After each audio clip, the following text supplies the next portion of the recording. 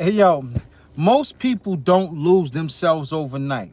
It happens slowly, man.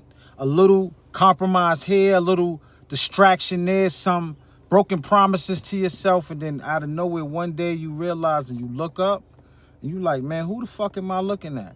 You don't even like feel like yourself anymore. And that's not because life like hit you. It's because somewhere along the way, you stop protecting who you are.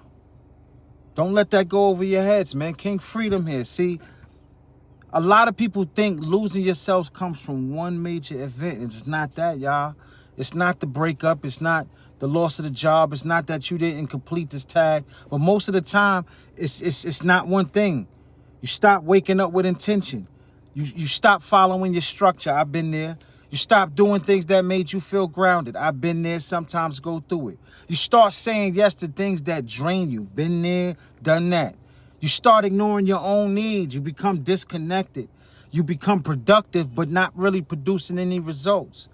And eventually you stop recognizing who you are. That's how your identity fades. And it doesn't do it loudly, y'all. It does it quiet, man. Like it does it real subtle over time. See, people abandon themselves in subtle ways. Like you start with stop honoring your standards. You stop listening to your intuition. You stop protecting your peace. And little by little, as time goes by, you operating from a mode of survival instead of purpose. That's why so many people feel lost. Not because they don't know who they are. They lost their purpose. It's because they drifted too far away from what made them feel alive, man. And when you live disconnected from yourself long enough, you feel frustration, you feel burnout, you feel exhausted emotionally. And it's not because the shit that's going on in your world is impossible, but it's because you stopped choosing you first. And me and my man just got off a bill with that on the phone today. So it brings me to the word of the day, reclamation. Reclamation. And it means to start taking back, bringing your shit back slowly. Whatever you lost slowly, get that shit back. And for many people, it could be reclaiming your peace. It could be your confidence, getting that back, making sure you implement discipline, implementing your boundaries, reclaiming who you actually are, your respect for yourself, man. And it happens. And it happens subtle. It happens at work a lot. And see, the moment you stop abandoning yourself, you'll stop negotiating with what drains you. And see, that matters because most people don't know how much they're draining energy somewhere. They're putting it somewhere else. And it's not going where it's supposed to go, so therefore you start compromising yourself. But the real lesson is you don't need to become someone new. You just need to reconnect with who you already are. And if you're straight and stable and you're sturdy, and that means returning to structure if you had it, returning to discipline if you had it, returning to habits that grounded you if you had those, returning to those standards if you have those, returning to your purpose if you had those, because healing isn't always about building. Sometimes healing is just reclaiming some shit.